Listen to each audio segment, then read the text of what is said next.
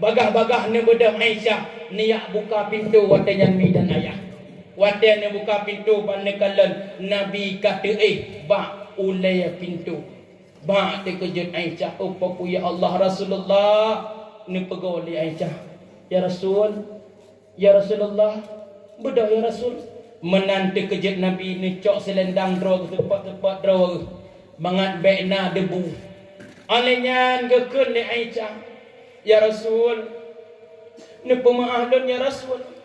Lun hedat bunauro ya Rasul. Sehingga malam lun saknyo tingun hana lun tedran wo ya Rasul. Ni pemaaf lun ya Rasulullah. Baik sampai lun salah dengan Allah ya Rasul. Pernah kali Nabi Aisyah gatah hana salah. Lun salah Aisyah. Telak lun wo Aisyah. Gara-gara lezat dak lun bak lun menzikir dengan Allah. Sehingga tidak lun wo malam nyo Aisyah gatah hana